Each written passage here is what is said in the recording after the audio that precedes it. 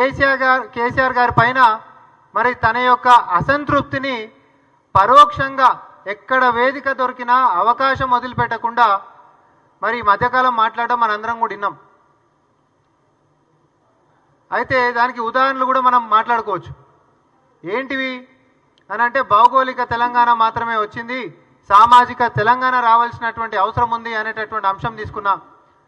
లేకపోతే భూములు ఎకరాలు ఉంటున్నటువంటి వాళ్ళకే లక్షల రూపాయలు వచ్చినాయి, కానీ భూమి లేనటువంటి వాళ్ళకి న్యాయమే జరగలేదు అనేటటువంటి వ్యవహారమైనా, లేకపోతే బీసీలకు అన్యాయం జరిగింది అనేటటువంటి వ్యవహారమైనా, లేకపోతే మహిళలకి సమానత్వంలో భాగస్వామ్యం, రాజకీయాల్లో భాగస్వామ్యం ఉండాలనేటటువంటి విషయాలైనా, సామాజిక కోణంలో తను చేస్తున్నటువంటి అన్ని వ్యాఖ్యలు కూడా గత 10 సంవత్సరాల్లో వాళ్ళ నాయన నడిపించినటువంటి ప్రభుత్వంలో చెయ్యలేకపోయినరు అనేటటువంటిది ఈ సర్వసభ్య సమాజానికి తన యొక్క సందేశంగా తన లోపట ఉంటున్నటువంటి అసంతృప్తిని కూడా బయటికి చెప్తా ఉంది. మరి అసంతృప్తి ఎడికించి వచ్చింది? సొంత పార్టీ మీద,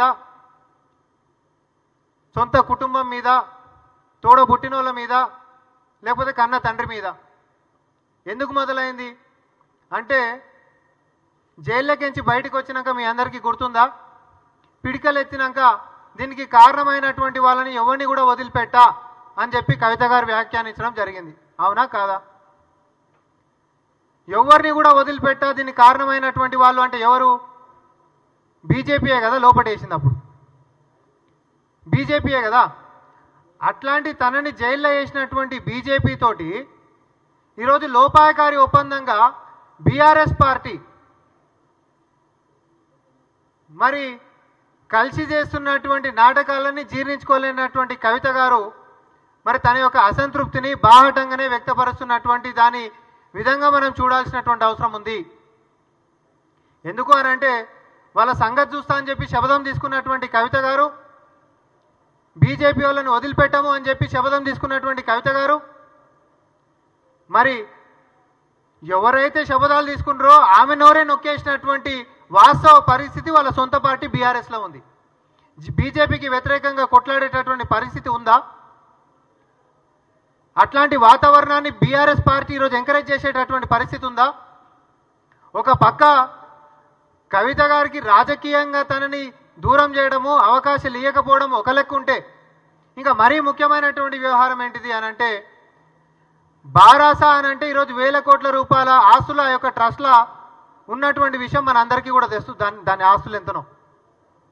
మరి వాటి వాటాలలో కూడా మరి కేసీఆర్ గారు కేటీఆర్ గారి కుమారుడికి వాళ్ళకు మాత్రమే తప్ప కవిత గారి పిల్లలకు మాత్రం అన్యాయం చేస్తుండ అనేటటువంటి వ్యవహారంలో కూడా వారి కుటుంబంలో కూడా మరి పురుషాధిపత్యం కనిపిస్తుంది అనేటటువంటిది తను జీర్ణించుకోలేనటువంటి అంశంగానే మరి ఈ మధ్యకాలంలో తను వాస్తవాలు మన మీడియాతో చిట్చాట్ జరిగినటువంటి వ్యవహారాలు, సొంతోళ్ళు ఇవన్నీ చేస్తున్నారు అనేటటువంటివైనా, లేకపోతే పని కట్టుకొని కక్ష కట్టి నా మీద ఇవన్నీ చేస్తున్నారు అనేటటువంటిదైనా, లేకపోతే మన వరంగల్ సభ జరిగితే కనీసం ఆమె ఫోటో పెట్టలేనటువంటి పరిస్థితి అయినా, లేకపోతే ఏదైనా కార్యక్రమానికి దూర ప్రాంతాలకు పోతే కలిసి రానటువంటి నాయకుల సందేశాలైనా, ఇవన్నిటినీ కూడా తనని మరి ఏకాకిం చేసేటటువంటి ప్రయత్నాలు చాలా స్పష్టంగా కనిపిస్తున్నాయి.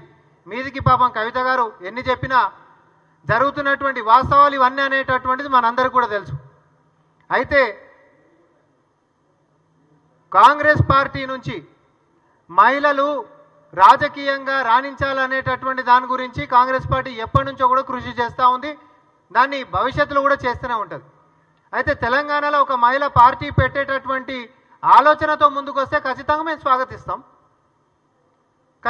స్వాగతిస్తాం. కానీ తండ్రి నుంచి అబ్బినటువంటి వారి యొక్క పాలనలో ఉంటున్నటువంటి వినాశకాలైనా, లేకపోతే వారి యొక్క పరిపాలన విధానాలైనా, లేకపోతే నిర్ణయాలైనా, అవన్నిటినీ కూడా ఒక లెసన్ లెక్క నేర్చుకొని ఇట్లా మాత్రం మనం ఉండొద్దు అనేటటువంటి ఆలోచనతో కవిత గారు బయటికి రావాలి. అట్లా